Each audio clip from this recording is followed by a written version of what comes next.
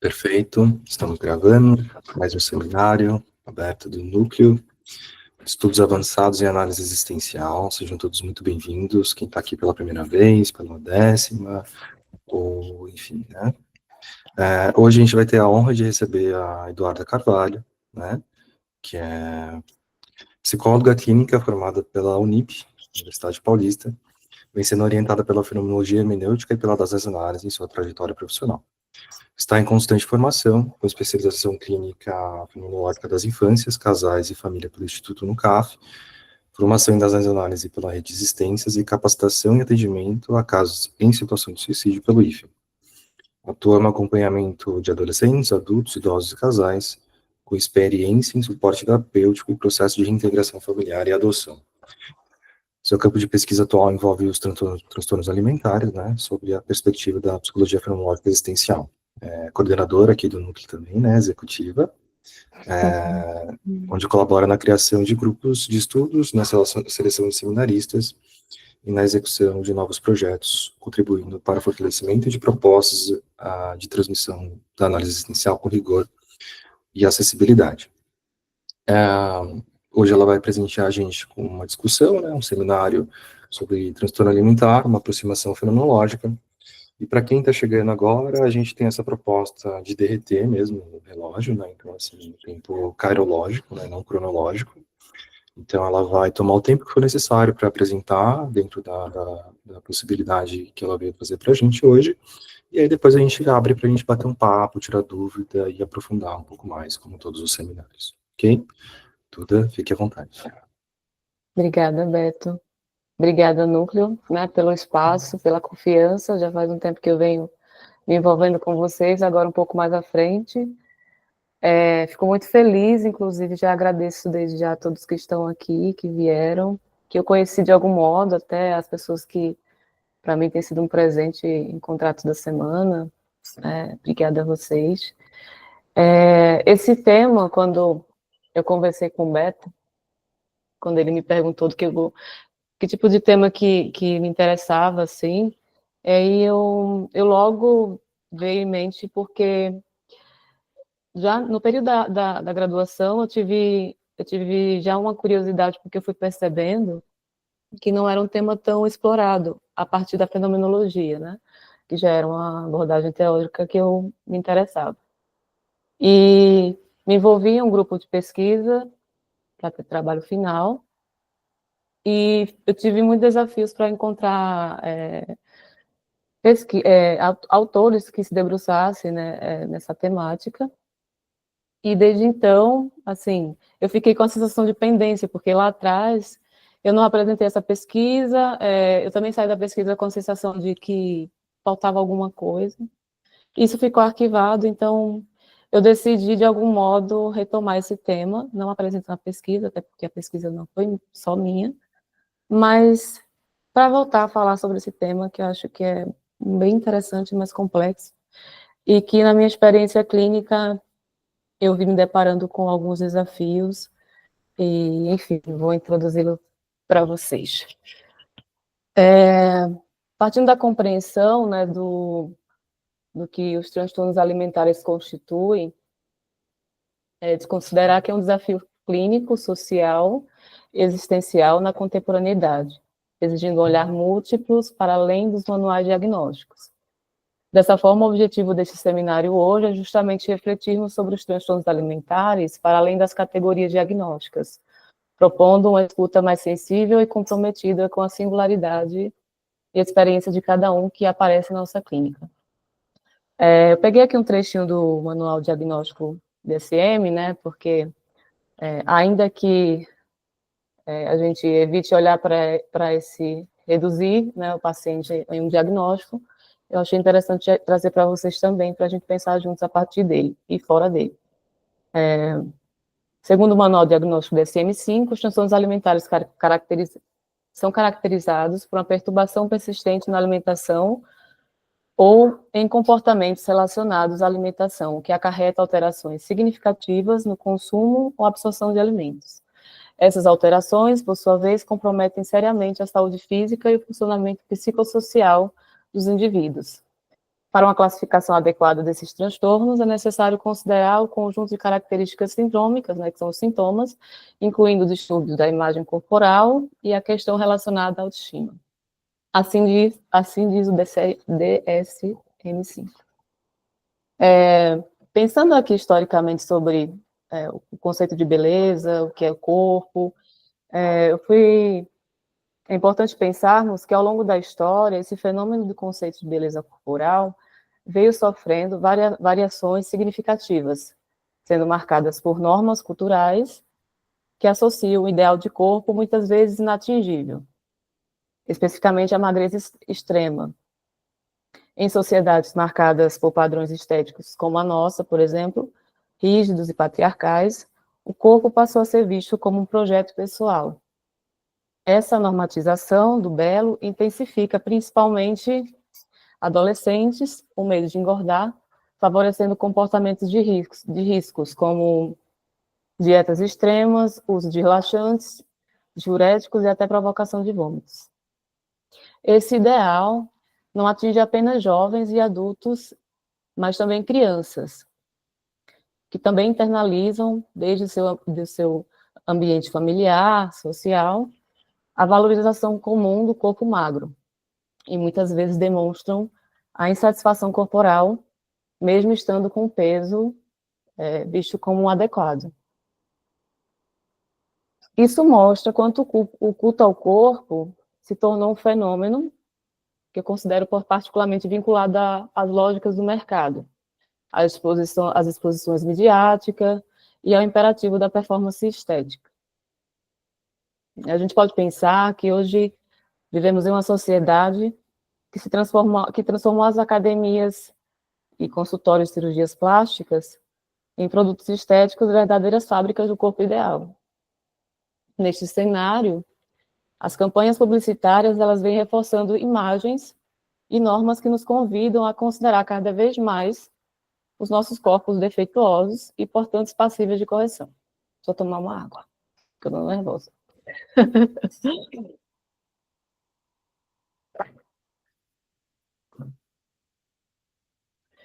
Diante desse panorama, olhando para a clínica, surgem diversos desafios, e especialmente para a clínica fenomenológica. Diferente das abordagens tradicionais, que tendem a patologizar e classificar as experiências humanas a partir de categorias fechadas, a fenomenologia propõe um modo de escuta e presença clínica, né? Que foi assim o modo que, a partir dos pacientes que foram chegando até mim, né, eu comecei a me debruçar, né, a partir disso. Para complementar essa parte mais teórica, eu decidi trazer, já que eu decidi também falar de fenomenologia, e a partir também disso falar das alguns autores que eu considero interessante com trechos complementares, assim como, por exemplo, Paulo Evangelista, onde, em uns artigos dele, ele vai mencionar que a psicoterapia fenomenológica existencial prioriza o encontro terapêutico como o estar junto, que significa que seja uma relação intersubjetiva na qual o sofrimento do paciente não é reduzido a um sintoma, mas sim compreendido como uma forma legítima da expressão do mundo. Nesse caso, né, quando está você e o paciente, o foco não é o diagnóstico em si, mas a compreensão do campo de sentido que se manifesta naquela forma de viver. Assim, se referindo aos transtornos mais populares, a anorexia ou bulimia não são tratadas apenas como doença, mas como maneiras possíveis, ainda que dolorosas, de um sujeito se relacionar consigo mesmo, com o outro e com o mundo. Até aqui está tudo bem. Esse olhar fenomenológico exige que o terapeuta esteja aberto à historicidade do paciente, às suas experiências e ao sentido que emergem dessas vivências. Até eu coloquei até aqui também um trecho, né, para a gente diferenciar o que Descartes vai mencionar, né, que é o que a gente chama de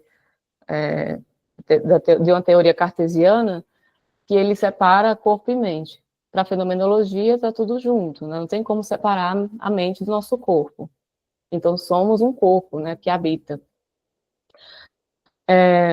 Tem dois autores também que eu gosto bastante, que são das analistas brasileiros, que eu já li algumas obras, especificamente Os Dois Nascimentos do Homem, que é a Abilé e o Augusto Pompeia. Eles vão, nesse trecho que eu deixei aqui para mencioná-los, eles mencionam que a fenomenologia da corporeidade não se limita a descrever o corpo em si, mas busca compreender de maneira como vivemos de forma profunda nossas experiências corporais no mundo.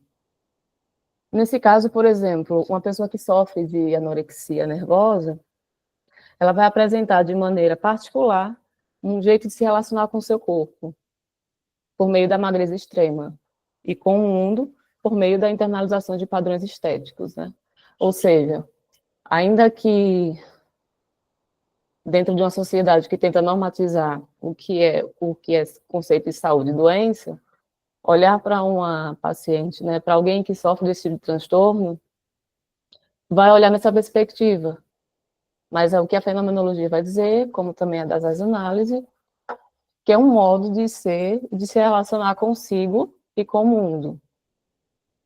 Ou seja, não é visto como doença, mas sim como uma maneira de se relacionar, assim, a partir daquilo que ela experiencia como algo simbólico, significativo, enfim, a partir das próprias vivências.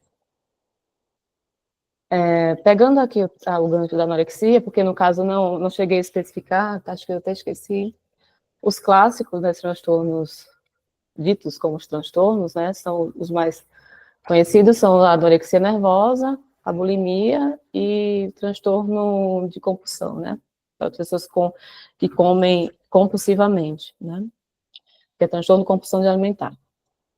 Nesse caso, se pegando ainda o gancho da anorexia, essa precariedade tenta ser evitada pela extinção da fome. Fica evidente, então, que o corpo possui seus limites. Sente dor, indigência, desculpa. Na anorexia, essa precariedade tenta ser evitada pela extinção da fome.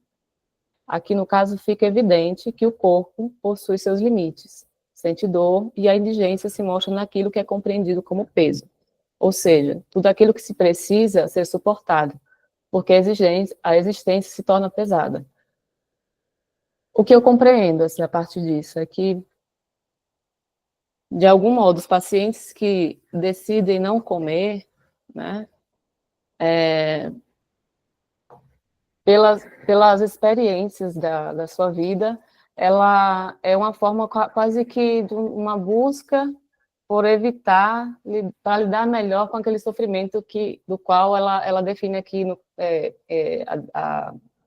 a Bilé e o Pompeia, eles vão definir como uma existência pesada, né? Que é uma existência difícil de lidar, né? Baseada nos sofrimentos a partir das suas vivências. Agora, eu tentei aqui, né, que para mim é um desafio, mas ao mesmo tempo, por ter sido para mim um desvelar, assim, maravilhoso, de encontro com a teoria das análises, especificamente da Alice, eu trouxe aqui ela como uma autora hoje, para mim, fundamental, apesar de atualmente não estar atendendo nenhum caso que, a princípio, o paciente apresente transtorno alimentar. À medida que eu fui lendo, né, eu fui lembrando de alguns pacientes que eu tive experiência há mais de um ano, em uma clínica multidisciplinar, e para mim foi muito interessante, porque à medida que eu fui lendo, eu fui lembrando desses pacientes, né. Para quem não conhece a Alice é alemã, é das analistas, é a primeira das analistas mulher, e eu queria trazer algumas coisas assim importantes relacionadas para a gente relacionar com os transtornos alimentares. A Alice, ela vai mencionar que o ser humano, ele vai, primeiro que ela não acredita em diagnósticos, então ela vai dizer que o ser humano, ele vai experienciar a partir das suas experiências fundamentais das emoções, né? Nesse caso, ela vai dizer que experienciamos a nossa existência a partir de conteúdos filosóficos. e de experiências emocionais, né? Que ela tem até o livro, esse livro aqui, que é Verdade Emocional. A partir de nossas experiências ontológicas, ela vai nos dizer que, baseado no que ela chama de escuta particularmente aguçada, cada um vai experienciar de um jeito, né, a partir dessa escuta aguçada, as suas emoções. Nesse sentido, pacientes que sofrem de transtornos alimentares, é possível possuírem uma escuta particularmente aguçada ligada a uma vivência ontológica de culpa ou vergonha, né? Eu identifico que esses pacientes que de algum modo sofrem desses transtornos, eles têm uma tendência a ter uma escuta ontologicamente aguçada, né? Particularmente aguçada, para ontologia de culpa ou vergonha. Por aqui tudo bem? Em seu livro, na verdade, tanto nesse livro Verdade Emocional, quanto das análises, que é esse verdinho aqui, a Alice vai nos dizer sobre a vergonha ontológica como uma experiência de estar exposto ao olhar do outro, que consegue me ver a partir de um ponto de vista que eu mesma assumo diante de mim, razão pela qual ele sempre consegue me ver mais, e se encontra algo diferente de mim. Ou seja, além de eu sofrer pela minha experiência de existir um corpo que eu não tenho como alterá-lo, eu também sofro com a possibilidade de ser visto a partir desse corpo e de um modo que eu também não consigo alterar, que é a maneira que esse outro vai me ver. Então, o outro é como se existisse sempre um mistério daquilo que eu sou. Então, além do que eu me vejo, me percebo, o outro vai me perceber provavelmente de um modo diferente, que eu nunca vou ter certeza de como é. E aí ela vai mencionar que um paciente que sofre de uma escuta aguçada, nesse caso para a vergonha, né? Ele vai sofrer ao se dar conta dessa possibilidade, né? No caso de ficar exposto, estar exposto ao olhar do outro, além do olhar de si mesmo. O que mais aqui? Eu deixei aqui grifado que, pensando nos fenômenos dos transtornos alimentares, a vergonha de não habitar um corpo que esteja próximo de um ideal de beleza vai nos trazer sofrimento. Até pegando esse livro verde aqui, lembrando das nossas aulas semanais, tem 3 experiências fundamentais do corpo que a Alice vai mencionar, que ela descreve como tonalidades afetivas, ou seja, é a maneira como a gente experiencia o nosso corpo, né? Dentro de uma experiência existencial. Ela vai trazer e mencionar isso como até algo negativo, que é dor, dor, nojo e vergonha, né?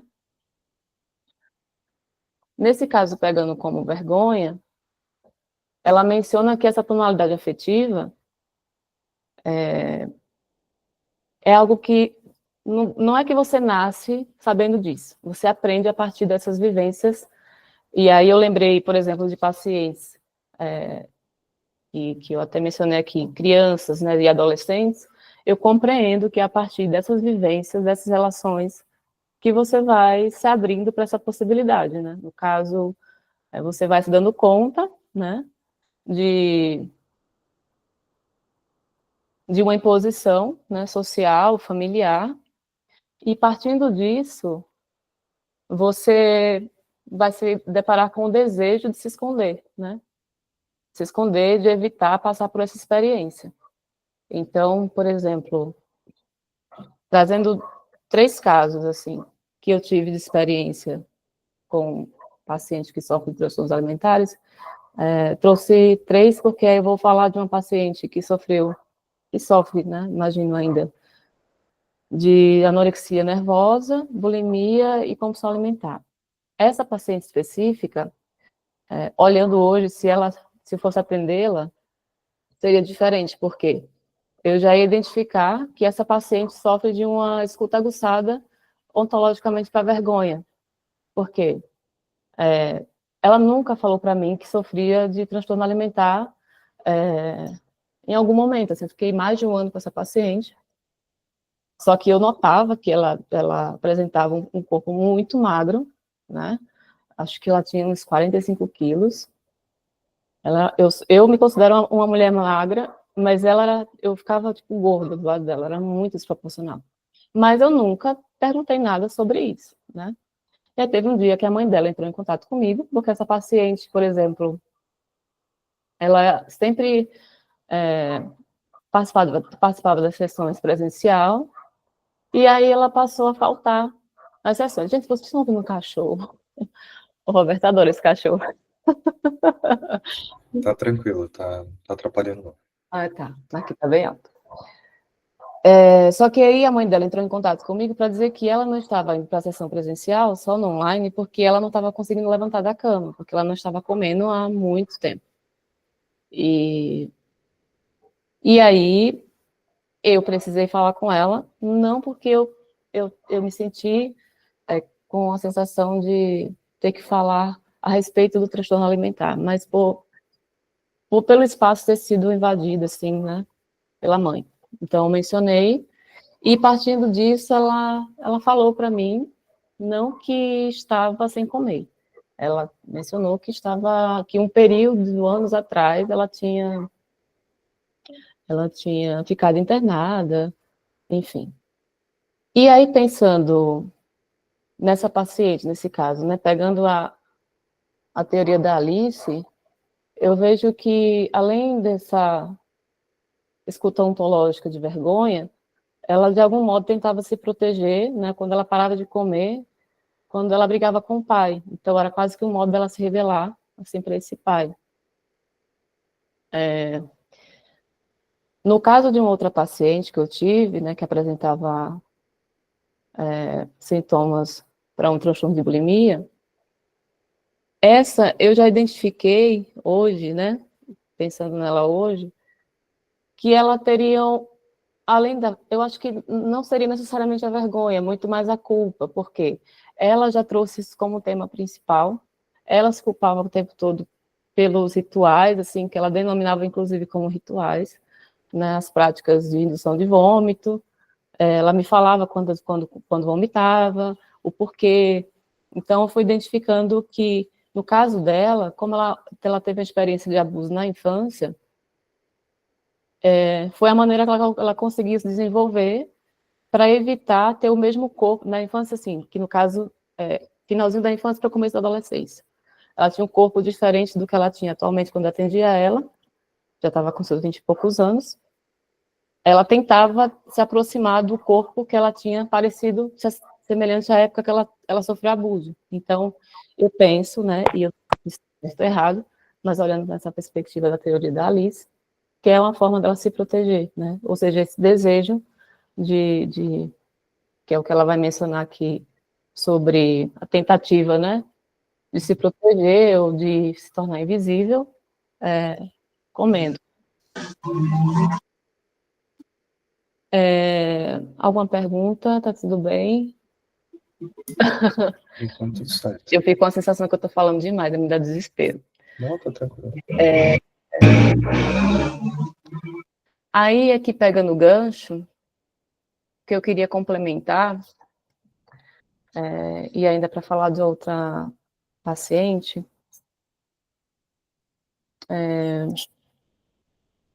não, acho que é esse mesmo, desculpa. Ah, tá. Voltando para a parte das tonalidades afetivas que eu mencionei, né, que a Alice vai descrever na perspectiva do como a gente vai lidando com sentimentos de vergonha, teve uma outra paciente que eu atendi, que é a que sofre de transtorno alimentar, de compulsão, desculpa.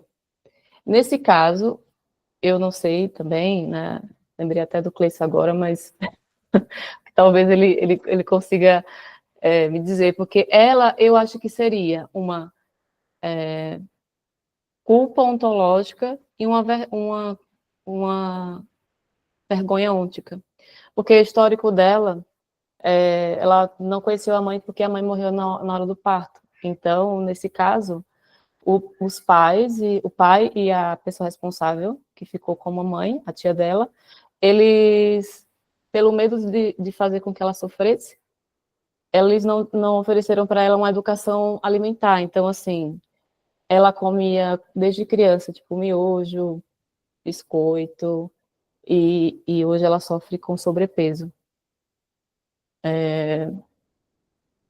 Então, nesse caso, por exemplo, de pacientes que eu consigo identificar, né, hoje, que sofrem de uma escuta aguçada, tanto para vergonha, culpa, ou culpa e vergonha, enfim. Pensando em clínica, hoje eu identificando isso, eu conseguiria não pensar em eliminar ou olhar isso como tratar esses pacientes, mas como é para você lidar com essas suas emoções, né? Quais são os ganhos, né? Quais são as perdas de você, por exemplo, deixar de comer e não conseguir levantar da cama para poder encontrar seu namorado, para poder você falar comigo semanalmente, que no caso a sessão sempre para ela presencial sempre foi algo muito importante. Enfim, eu acho que eu me perdi aqui no decorrer aqui da minha leitura. Eu queria dizer mais alguma coisa específica. Ah, tá, eu lembrei. Eu não sei se quem tá, porque eu me dei conta que nem todo mundo está aqui é psicólogo, mas para quem não conhece o caso Ellen West, né,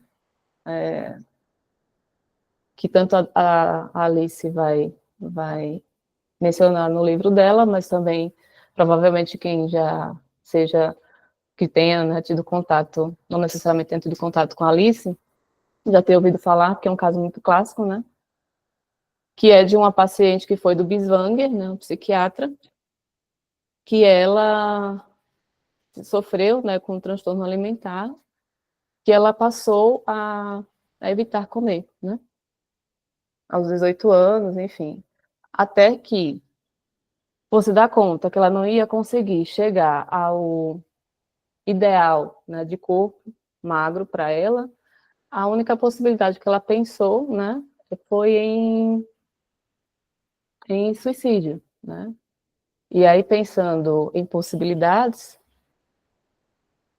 e a gente olhando para a fenomenologia e também para a fenomenologia existencial, que também o Paulo Evangelista vai falar sobre isso, né?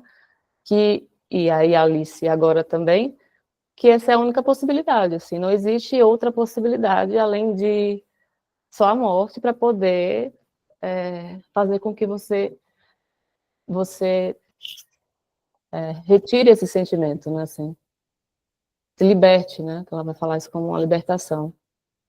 Caso contrário, você vai ter de aprender a lidar com a sua própria corporeidade, né? No caso, seu corpo, de um modo que você olhe de uma perspectiva de corporeidade, né? Que você não sofra com isso.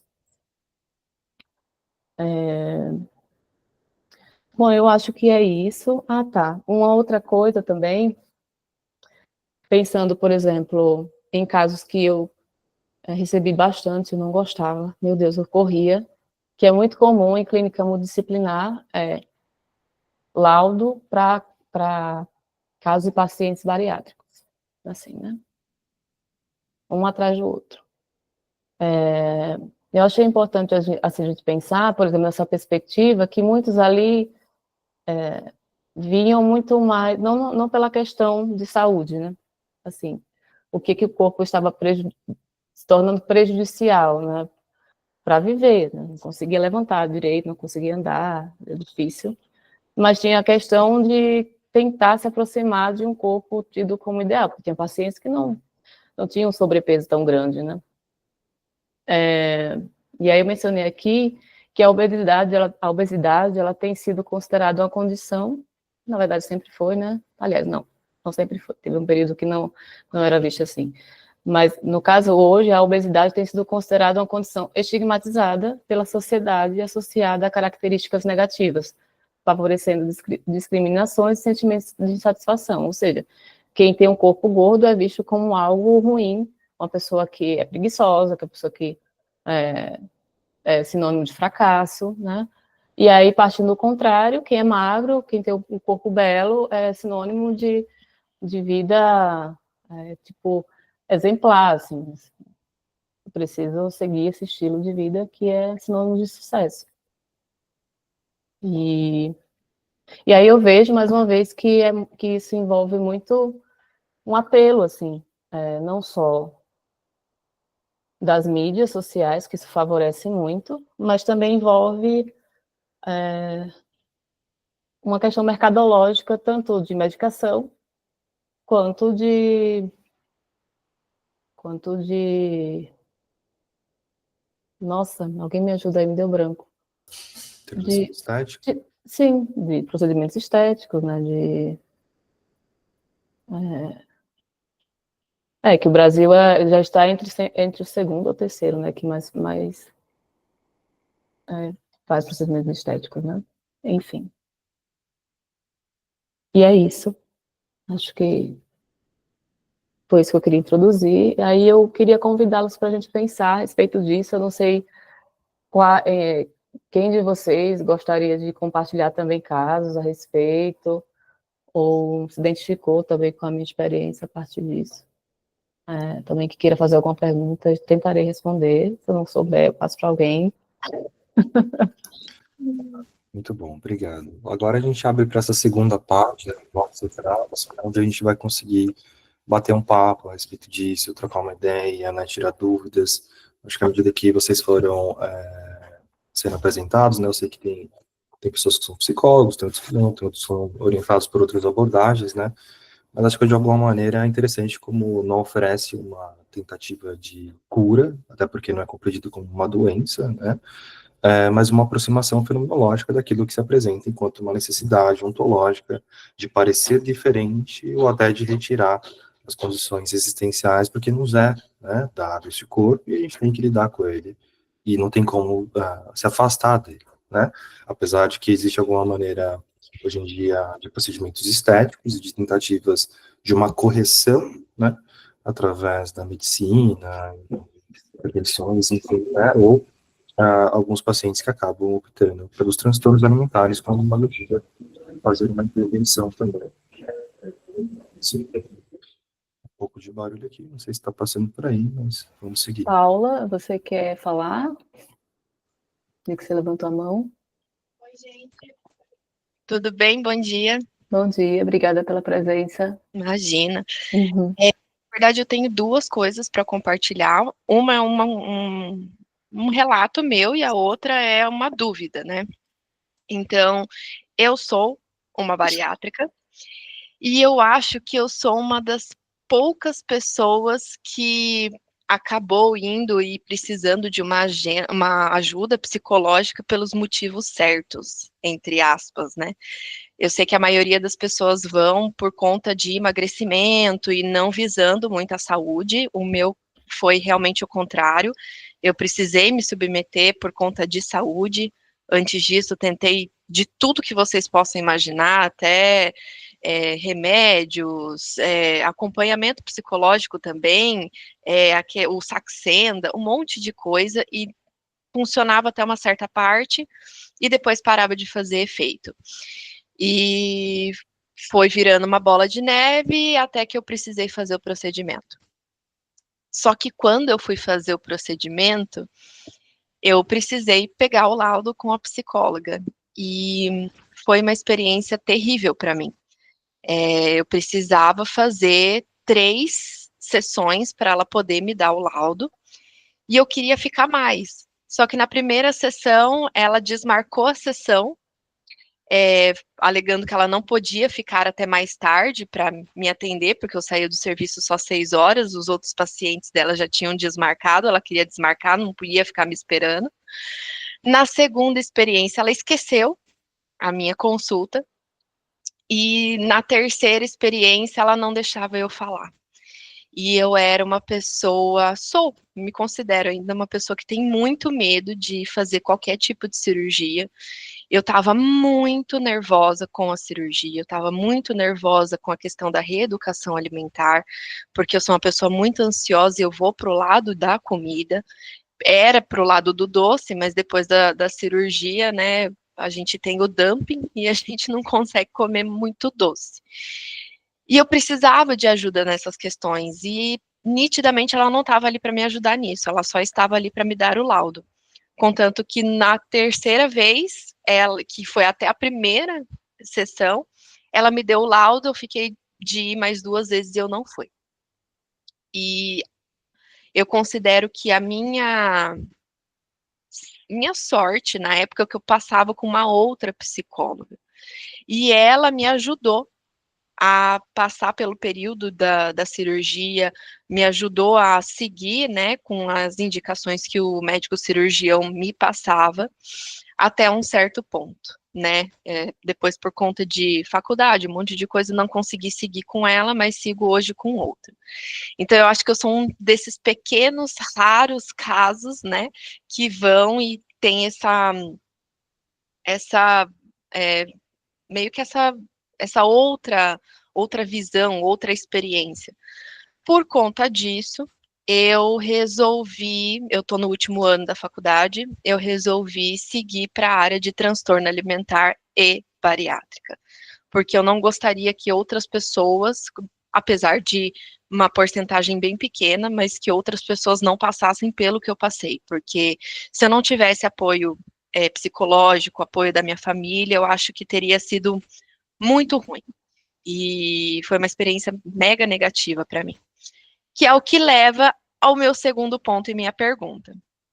O meu TCC da faculdade é sobre transtorno da compulsão alimentar. Eu ia fazer sobre transtorno alimentar, só que acabou ficando uma gama muito abrangente. Então, eu resolvi nichar. E eu fui para o lado do transtorno alimentar, da transtorno da compulsão alimentar.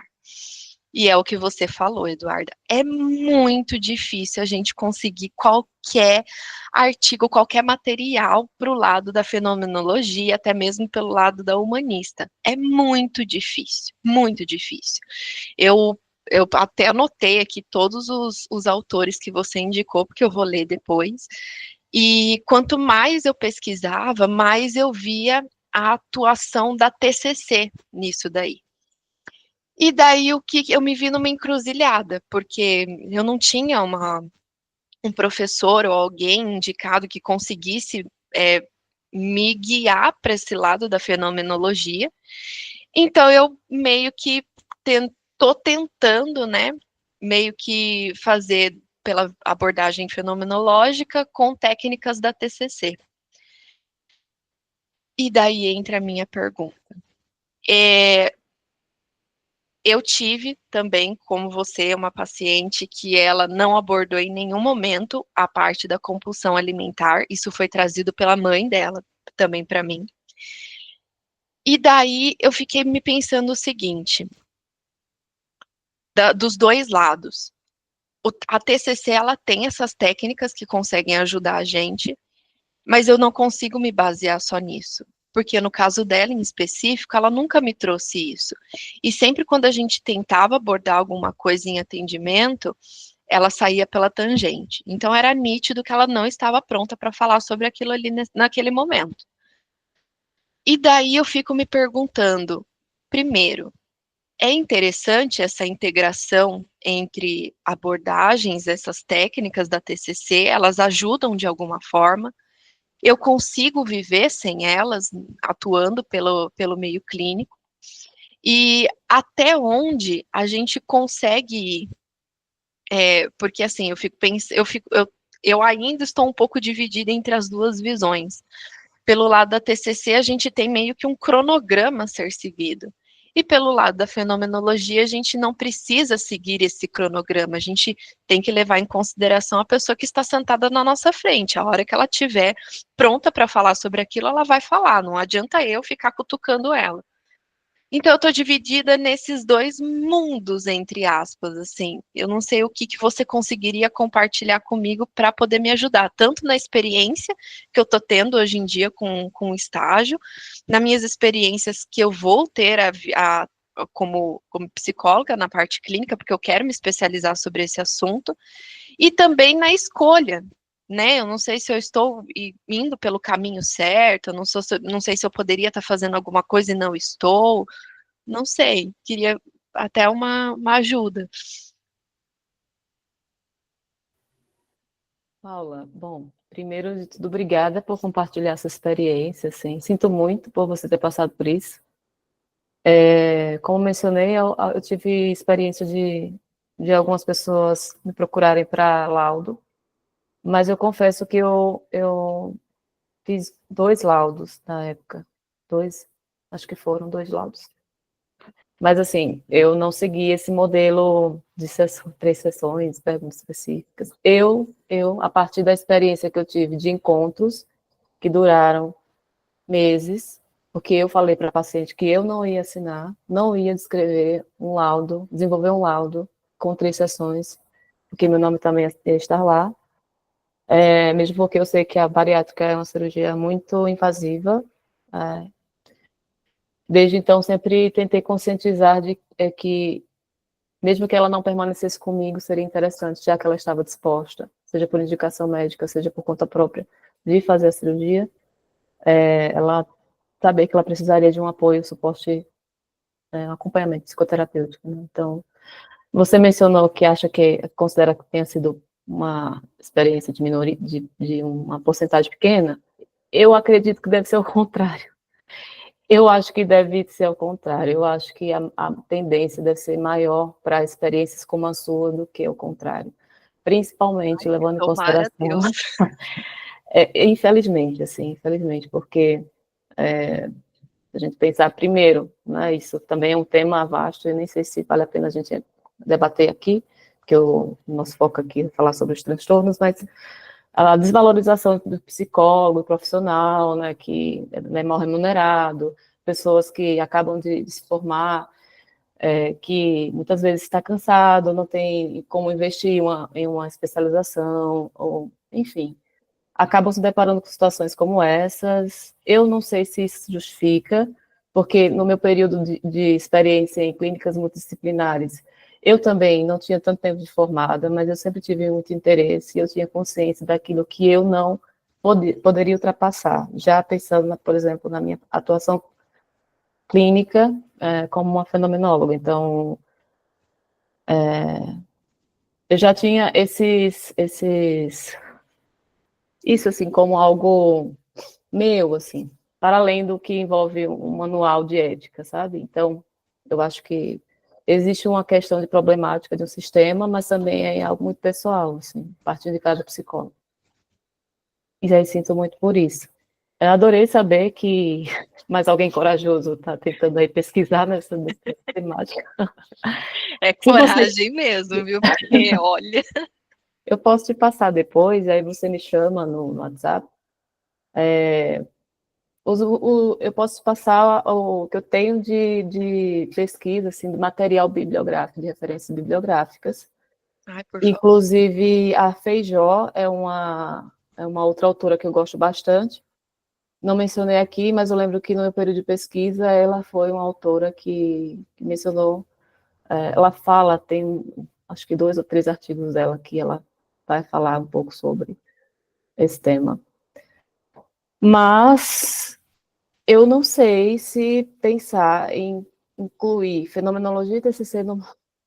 Assim, eu não sou ninguém para falar o que pode ou não, mas assim, eu não sei se é a melhor escolha. Então, eu acho que eu fiquei com a sensação de ter saído em pendência no período que eu fiz a pesquisa com os meus amigos, é que ficou faltando, assim, sabe? Porque na época a gente foi fazer pesquisa de campo, tudo, e os psicólogos, no finalzinho fui percebendo, até fui reler esses dias também para relembrar, meio que entrar em contradições, assim, no sentido de, eu não consegui a cura do paciente, né?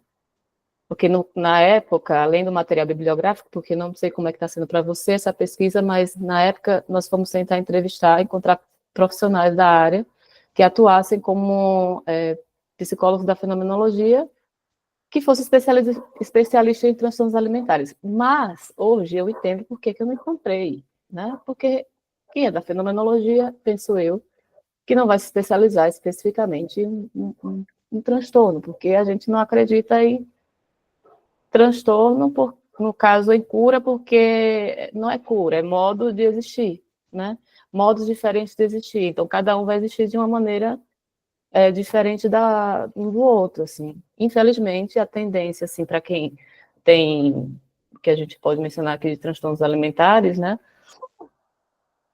existe uma questão prejudicial mesmo, mas a gente não vai olhar como uma doença. Então, nesse sentido, por exemplo, eu não me considero, eu não pretendo me considerar especialista de nada que envolva algo determinado, assim, algo que reduza o paciente a um diagnóstico.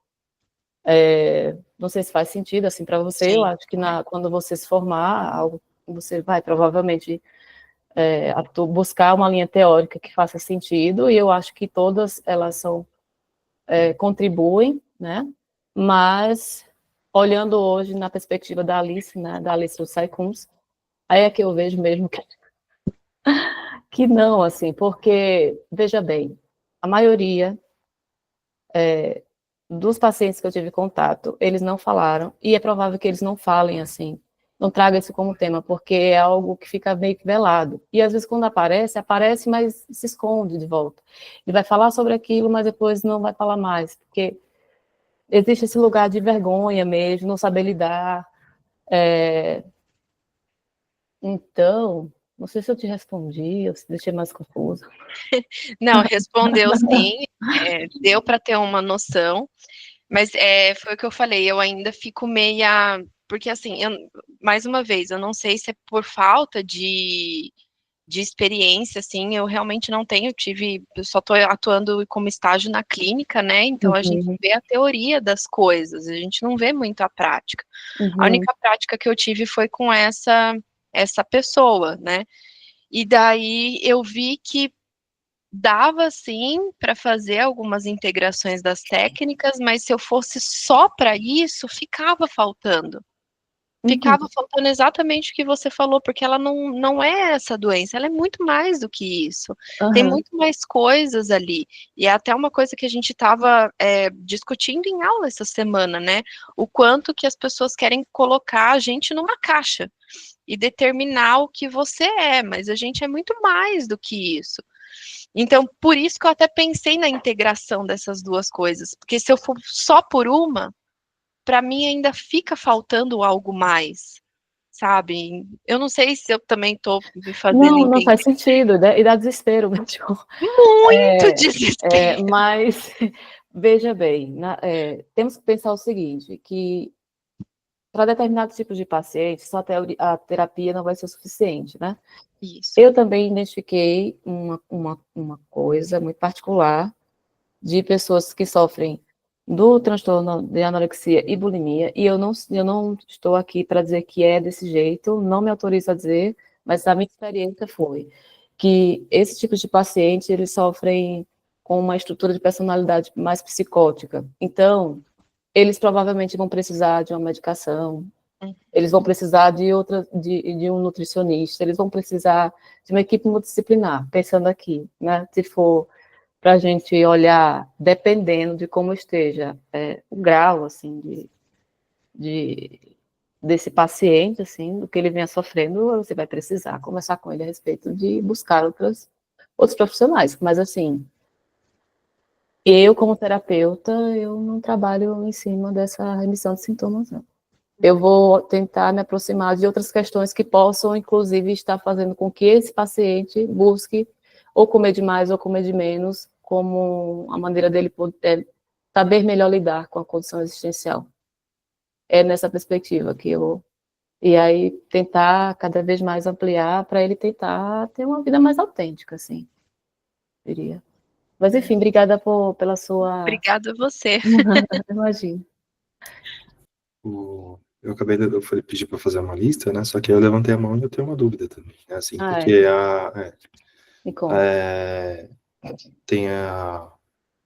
É curioso, né? Porque você trouxe essas questões da aproximação fenomenológica, né? Trouxe o polo-evangelista, que também tem uma pegada da analista, muito mais às vezes Sim. do que na clínica, né? Assim, essa questão, né? De deixarem uma maneira de estar no mundo, né? Horizonte de sentido, que é uma coisa meio bosniana, assim, né? E aí você trouxe o caso Ellen West, assim, é curioso, porque é um caso que divide muitas opiniões, né? Porque envolve ali o transtorno alimentar, envolve a questão de uma escuta ontológica para o fato de que eu não quero mais esse corpo, eu quero um corpo, né, mais feminino, com traços mais finos, e eu vou fazer isso de toda maneira, a ponto até de vir a se matar. E é um caso que é interessante, porque divide opiniões, né? As pessoas acham que é um caso quase de insucesso, né? Mas eu não sei se o Biswanger se daria o trabalho de escrever 200 páginas de um insucesso, assim, né? É uma maneira tal de respeitar a existência como horizonte de sentido e as impossibilidades de uma coisa que não dá para curar, né? Não dá para retirar, não dá para melhorar, não dá para resolver. E aí você me trouxe essas questões de uma aproximação, principalmente da Alice, né, que ela vai nos fornecer como ferramenta clínica uma escuta dupla, né, para aquilo que aparece, né, enquanto sintoma e aquilo que está conectado ontologicamente, e às vezes a gente foca no ontológico para talvez tentar não ficar nisso, do sintoma. E eu acho que conversa um pouco com o que a Paula está tentando perguntar, porque, na verdade, ela está falando assim, bom, parece que a fenomenologia somente não é suficiente, parece que ainda falta algumas coisas para talvez, como ferramentário clínico, para eu conseguir acessar ou até, sei lá, promover algum tipo de reflexão, melhora, possibilidades outras que não aquela que está se dando. Afinal de contas, aquilo se dá, está tudo bem, está se dando, está se fenomenologiando daquela maneira, né? Mas a gente se dá de frente, por exemplo, com pais suplicantes, né, por uma melhora, problemas físicos, nutricionais, enfim, a pessoa não consegue subir uma escada, a pessoa não consegue fazer atividades básicas. Então, por mais que não seja visto como uma doença, mas e também não, nesse sentido não é necessário uma cura, mas é um horizonte de sentido, e na sua fala mesmo parece que existe um retorno ao passado, né, onde você talvez fosse muito mais fenomenóloga do que uma design analista, né, orientada pela Alice Otsai-Kunz. Eu queria perguntar isso, assim, quase caminhando um pouco na direção da pergunta da Paula. Assim. Só a fenomenologia, ela é suficiente para o transtorno alimentar? E qual o impacto das análises, principalmente da Alice Otsai-Kunz, no manejo que você encontra para os transtornos alimentares ou até outros, assim. Seria das análises da Alice Otsai-Kunz, principalmente, uma solução para esse impasse que a Paula acabou de apresentar, onde só a fenomenologia não é suficiente? Obrigada, Roberto, pela pergunta. Veja, obrigada mesmo, porque é bom lembrar, inclusive, Paula, que é sim possível vamos colocar tratar. O paciente, não tratar, acho péssima essa palavra. Se alguém lembrar de alguma outra, agora fugiu. Mas lidar com pacientes assim, porque, volto a dizer, se hoje esses pacientes retornassem, para mim seria menos angustiante, porque hoje eu me aproximando das análises, apesar de ainda me considerar uma psicóloga, uma fenomenóloga, né, cada vez mais eu venho percebendo na teoria das análises da Alice que se é possível você ter mais... você consegue ter um maior manejo, assim, não fica com a sensação de, meu Deus, eu faço o quê? Ok, o fenômeno se mostrou, e agora eu faço o quê? Né? Aí, eu vou ficar ouvindo esse paciente, e aí das análises a gente vai trabalhar os sintomas, esse sintoma que se apresenta a partir da escuta aguçada, né, no sentido de como é para você se dar conta que você não vai à praia porque você está muito gorda, ou você está muito magra, ou como é pensar na possibilidade de não sair com seus amigos para jantar porque você não come absolutamente nada, sabe? Eu acho que a das análises, ela dá maior propriedade, sim, e hoje eu dou conta disso, e sim, é possível, sem precisar caminhar para TCC. Então, não, ele falou ótimo, porque assim, porque eu fiquei pensando assim, é óbvio que foi o que eu falei, né, eu não tenho essa prática, esse domínio, assim, mais do que vocês têm do que eu, né, então eu ainda estou começando, tem muita coisa para enfrentar, então eu tenho que me basear nas coisas teóricas que eu acho, né, e daí vem a TCC, que daí eu penso assim, Tá, a hora que chega a pessoa que tá num sofrimento mais agudo, o que que eu faço? Por Ouvir isso que eu ela, pensei na TCC, ouvir porque ela. a hora que ela vem, eu já pensei assim, não, então tá, então a gente começa com isso, e vai caminhando conforme foi indo. Foi nisso que eu pensei, entendeu? Então, Uhum. até obrigada por me dar essa outra visão. Imagina, tô tentando dizer alguma coisa aqui. Mas Mas veja, veja, o paciente chegou sofrendo, ouve ele. Esse é o ponto, assim. No caso, assim, eu te respondo essa pergunta, mas vou voltar para você ainda, Roberto. É, imagina esses pacientes, pelo menos desses que eu lembro especificamente, se eu mandasse uma tarefa para casa, meu Deus. Assim, exatamente isso que eu pode ser, é provável que funcione, assim, mas eles precisam de presença. E falei. aí, presença vai possibilitar, dar sentido, entende? Enfim. Gustavo, a Ana ou a Natália? Quem que tá na fila aqui? Próximo é Próximo Ana. é Ana. Bom dia, gente. Tudo Bom bem? dia. Bom dia. Não vou abrir a câmera, porque, pelo amor de Deus, gente, sábado de manhã, acabei de acordar. Ó, vamos contribuir aí com o CLT.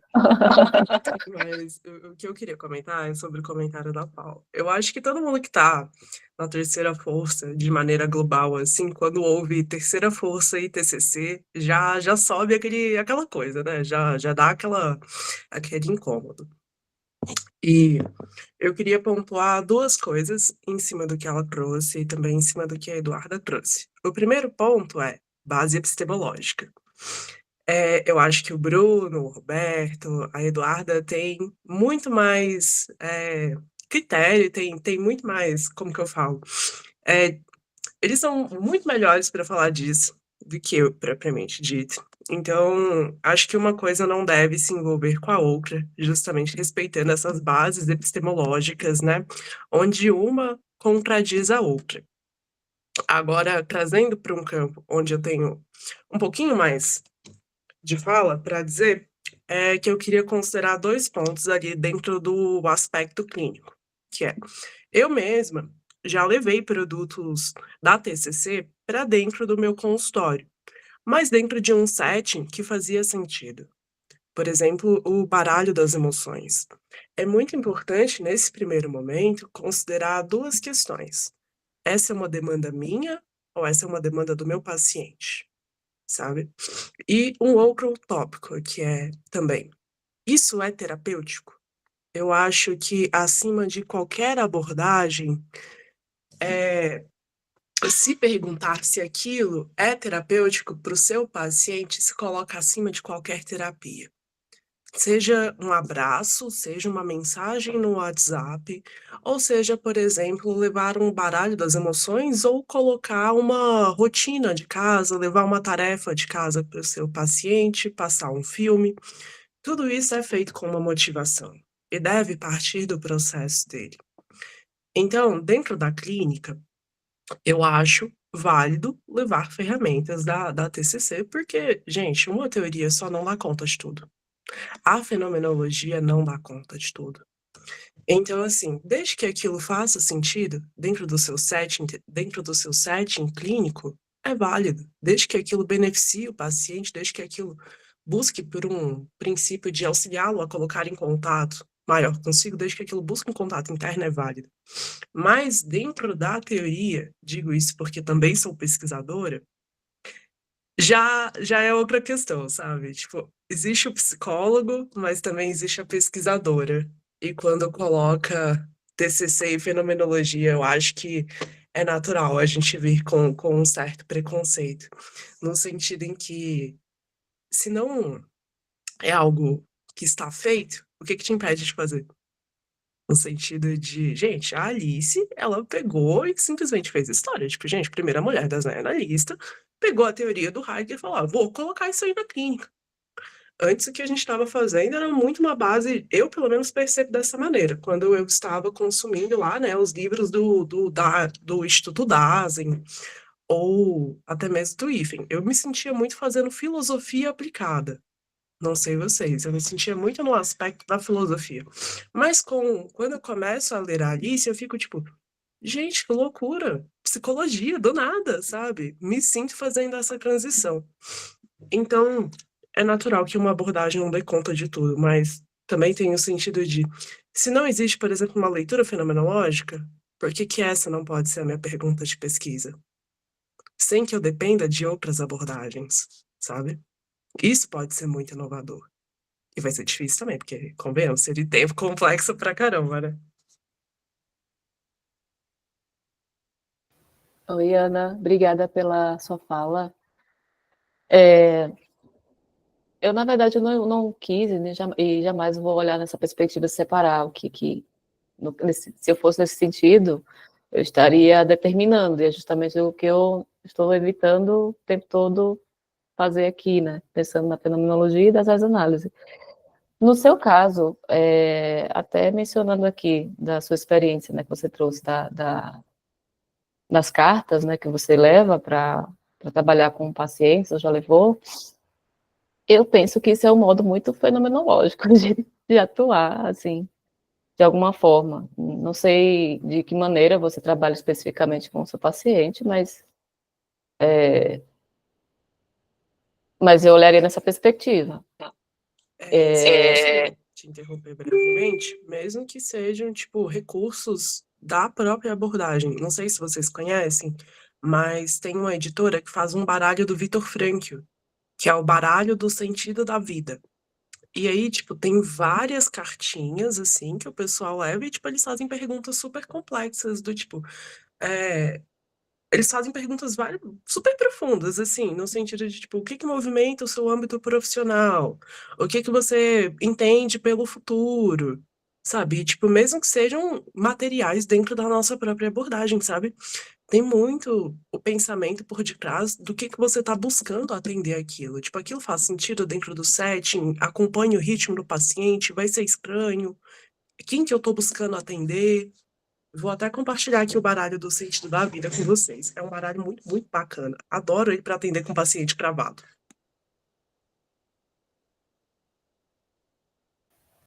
Ana? Tô aqui, pode Pode falar? falar, por favor. Então, eu acho que está dando interferência. Agora sim.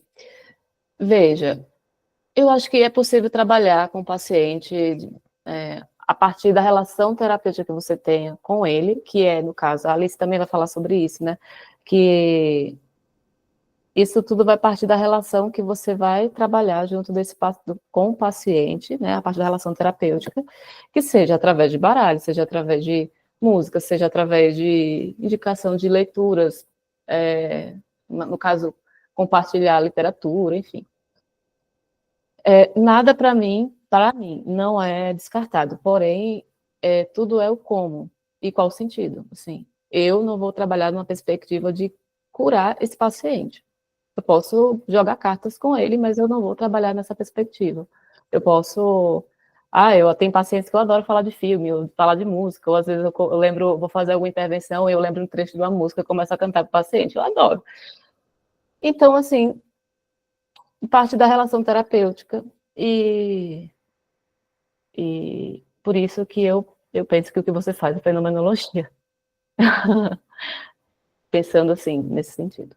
Eu só queria, sem querer cortar filo, né, mas também já cortando, é interessante isso, porque apesar da minha pergunta ela participar de um campo onde fenomenologia e das análises são coisas completamente diferentes, elas não são, né, assim, eu acho que é justamente no sentido de que, por exemplo, a das análises, ela propõe uma clínica psicológica a partir da filosofia, né, fenomenológica, assim.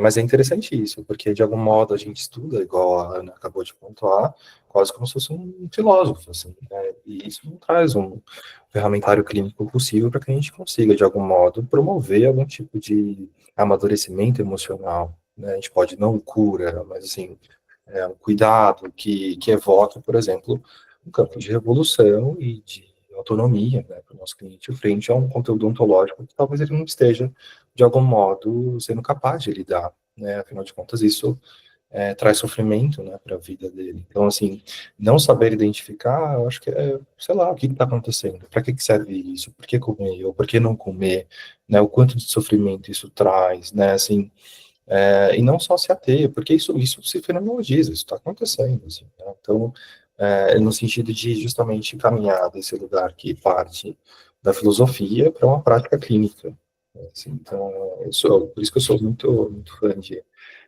das análises, assim, mas ainda assim é um desdobramento da filosofia, né? Agora é o... E só uma coisa para complementar que eu lembrei, que a Alice também ela vai trazer na literatura dela, que a anorexia, ainda que seja tão complexa, assim, é uma forma também de ditar o como também posso me relacionar com esse corpo, para uma sociedade que diz que comer é saudável, assim. Eu posso escolher não comer, posso escolher só tomar água, por exemplo. É o modo de ser. Mas enfim. Quem é agora? Natália? Gustavo? Agora Gustavo. Também, se a Natália quiser falar, por favor. Oi, gente. Nossa, Eduardo, foi muito legal te ouvir falar assim, porque coincidentemente eu apresentei hoje também a minha monografia, né? E era justamente sobre o sofrer corporal, numa perspectiva diferente, né? Sobre o transtorno de sintoma somático, mas como sofrer com o corpo, né? E por meio dele, eu acho que conversa bastante.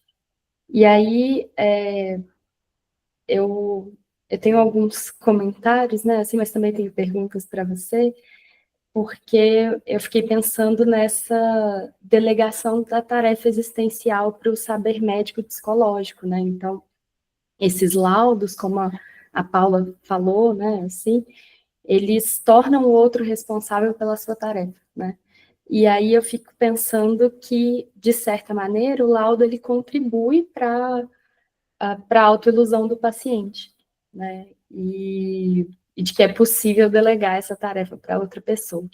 E aí a minha pergunta para você nesse sentido é que você falou o quanto que isso angustiava você, né? Eu fiquei pensando se você não acha que uma parte dessa angústia que você sentiu tem uma relação com essa responsabilidade que estava sendo entregue ali a você, né?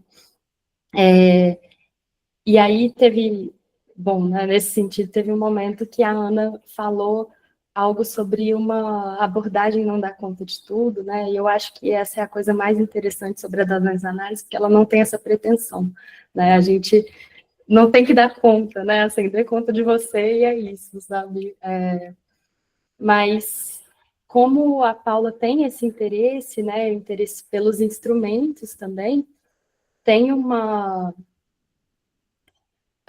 tem um livro da Feijó, eu acho, que uma orientanda dela fez uma pesquisa sobre a análise da escolha profissional, e elas fazem esse uso dos instrumentos de maneira muito competente, assim. E tem um autor que ele é um pouquinho controverso, tem gente que gosta, tem gente que não gosta, né? Que é o Daniel Souza, que eu acho que ele faz esse diálogo de uma forma muito competente também. E assim, né, não tem uma regra de como fazer análises, inclusive a própria Alice, né, cada um faz análises à sua maneira, né, até o Roberto, né, tem essa questão de se o que a gente faz no Brasil é análises, né, assim, mas enfim, acho que esses autores podem te ajudar a pensar como que você, já que você gosta, né, do uso dos instrumentos, mas como que você poderia usá-los de uma forma para atingir, né, essa parte ontológica do ser e não só ficar no ontico, né? E aí tem uma outra pergunta, né, Duda, que você estava falando de perceber uma certa estrutura de personalidade a esses pacientes, né, quando você está na sua prática. E eu queria ouvir mais, né, se você acha que tem uma fenomenologia compartilhada entre esses pacientes. Hoje eu fico com a sensação de que eu posso mais falar sobre essas estruturas, porque a das análises possibilita isso, né? Porque a gente vai conversar um pouco e não vai descartar a teoria do Freud, né? Mas não no sentido de interpretar, mas compreender o que acontece com esses pacientes. Eu identifiquei nessas pacientes, que no caso todas foram mulheres também, que é algo que a gente precisa lembrar, é que o perfil maior sempre vai ser mulheres que apresenta, né? Eu percebi características de um transtorno que deram o nome de transtorno borderline, assim. Elas geralmente elas são pacientes que muito intensa em lidar com as emoções, com as situações, assim, é tudo muito, muito, muito. Então, por isso que eu falei daquilo do fenômeno que se mostra, né, e que se desvela e que se esconde de algum modo, porque ela vai falar sobre isso em algum momento, mas depois ela vai falar sobre outras coisas que também é tudo muito intenso e tal. Eu não sei se eu respondi essa pergunta, Nath, mas eu consegui perceber que em pacientes neuróticos, por exemplo, eu nunca vi, assim, apresentasse um transtorno, assim. Porém, eu até estava comentando esses dias no outro grupo, até um grupo do Yalom, que em uma sociedade onde apela muito para essa performance, né, de bem-estar, de busca por uma vida saudável, né, um apelo para estéticas, em que medida, assim, esse paciente, mesmo que ele não apresente um sintoma especificamente que a gente possa dar o nome de transtorno alimentar, ele também não possa sofrer por outras questões que seria tipo uma ponte, sabe, para esse caminho, sabe? Isso falando de pacientes neuróticos, então é bem amplo, e por isso que eu não me defino como uma especialista nesse tema, mas mais como uma curiosa, e agora com um alívio mesmo, um alívio de não ser a pessoa responsável pelo meu paciente, caso ele seja alguém que vomite demais, ou que não coma, ou que decida também tirar a própria vida, assim, tem sido menos angustiante. Obrigada. Depois eu quero ler, inclusive, a sua apresentação, se você puder compartilhar. E obrigada por estar aqui. Muito bom te ouvir. Eu achei muito legal, né, que você falou sobre esse aspecto de gênero, e é algo que eu acho fantástico na Alice também, porque dá para a gente discutir gênero também, né? Então, assim, achei importante você fazer essa colocação. Ela é maravilhosa. Gustavo? Beleza. Agora já passou o carro. Eu tô achando muito legal essa discussão, porque assim que eu vi que ia ter, eu já sabia que eu queria participar, já que tem uma paciente minha que traz bastante esse tipo de demanda, mas um ou outro mais também tem algumas questões alimentares, mas eu queria falar especificamente dela, até para pensar junto aqui, também trazer um pouco algumas considerações sobre essa questão da TCC que vocês estão falando.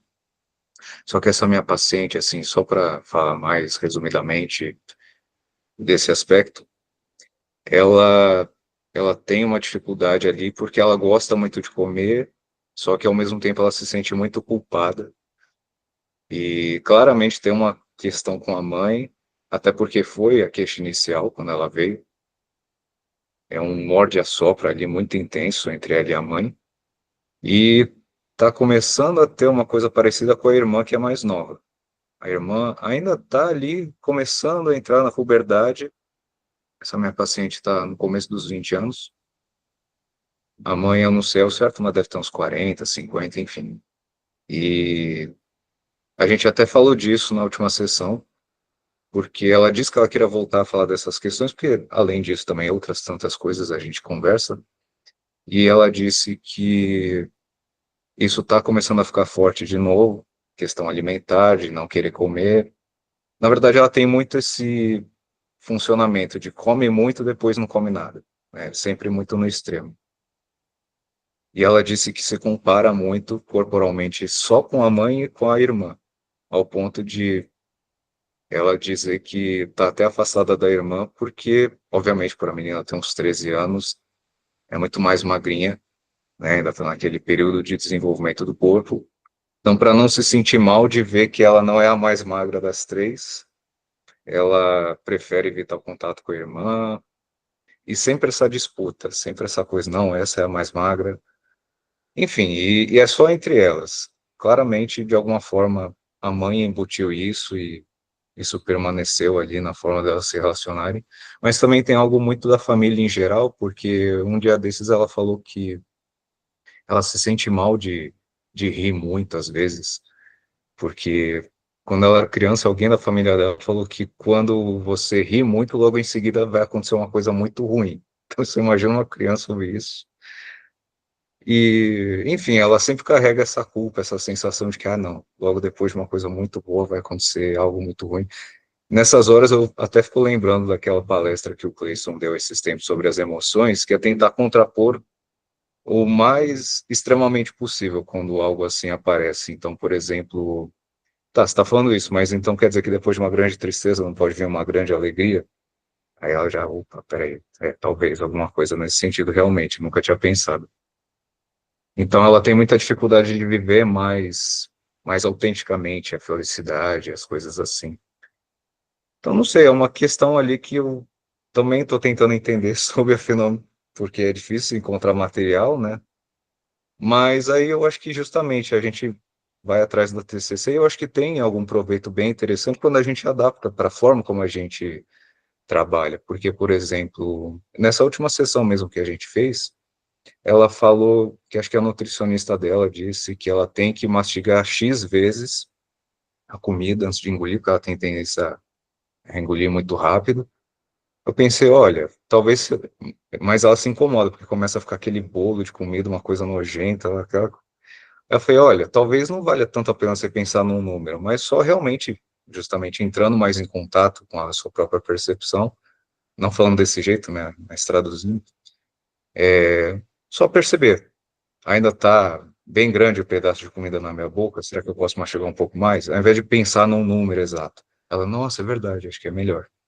Enfim, então acho que são técnicas que às vezes podem ajudar, até porque, particularmente, eu gosto muito de trabalhar com escrita, né? Propor que o paciente escreva alguma coisa, às vezes alguma lista, ou, enfim.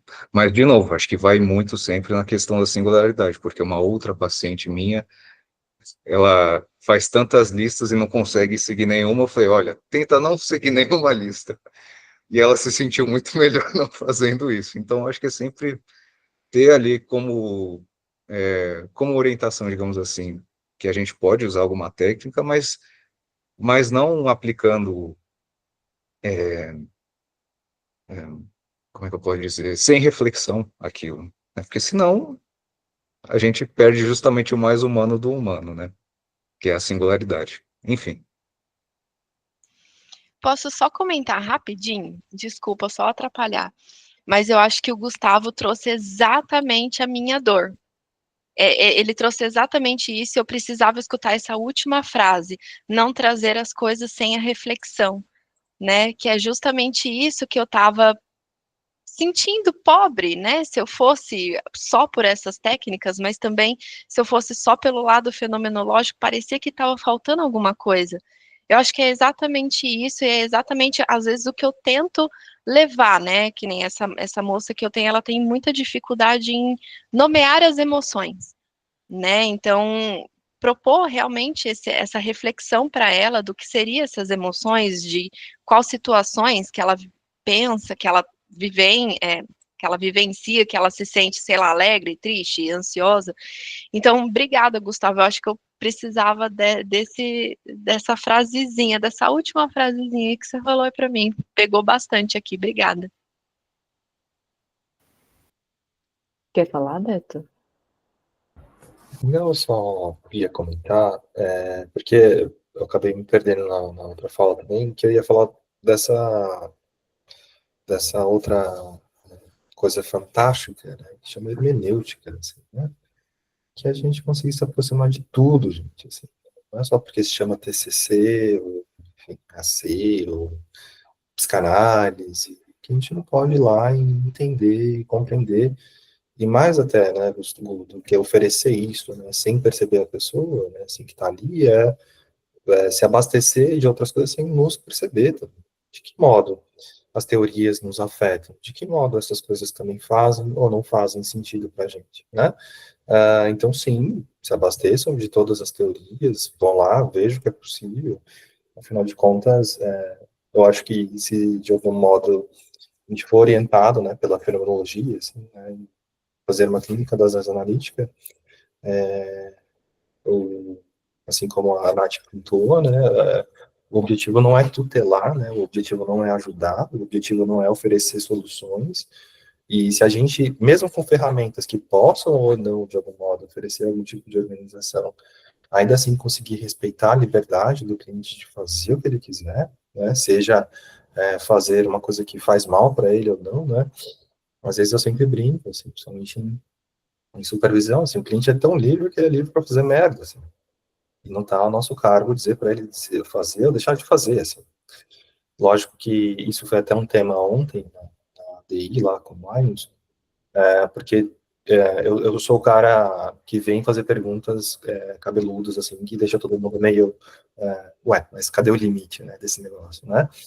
Uma era a liberdade, que eu até levei o caso Alan West, assim, né, no sentido de a gente pode respeitar a liberdade, e eles falou bonitão, assim, sobre liberdade, mas quando você começa a falar de suicídio, a galera começa, assim, não, mas assim, aí a gente tem que fazer intervenções, aí tem que chamar a família, aí tem uma questão legal, né, assim, não, assim, ainda nesse lugar, há espaço para conseguir respeitar uma decisão dessa magnitude, afinal de contas, se matar também é uma decisão, né? Lógico que eu não quero puxar muito essa bola, mas ontem, especificamente, a gente estava falando sobre essa questão de decisão e tudo mais, né, e que a gente tem que respeitar a liberdade incondicional, e aí eu puxei a bola do uso de drogas, assim, né, por exemplo, quando a drogadição acaba causando algum problema, né, como que o Miles, né, lidaria com isso, assim. E aí ele só faz uma questão de se esse problema atrapalha ou não a vida de terceiros, assim. Por exemplo, se é uma mãe que precisa cuidar de crianças e a bebida está atrapalhando ali. Porque é tão voltado das análises para a autorresponsabilidade, assim, né? Você cuida da tua vida, que eu só vou intervir de maneira mais diretiva se isso tiver acarretando não só a tua vida, mas a vida de outras pessoas, né? Por exemplo, eu posso respeitar a sua liberdade, por exemplo, de ficar fazendo merda com a tua vida, mas o quanto também isso implica nas outras liberdades, né? Nas outras vidas também, né? Assim, então, esse é um limite, né, que eu achei interessante ontem, da gente falar aqui também, né, nesse sentido, porque a tutela pelo próprio corpo, né, assim, acho que participa um pouco dessa questão do transtorno alimentar, né, ela deve ser levada a cabo, né, assim, em alguma medida, mas elas são perguntas também, assim, né, quando intervir, quando ser mais diretivo, quando usufruir de uma rede multidisciplinar para tentar sanar um problema.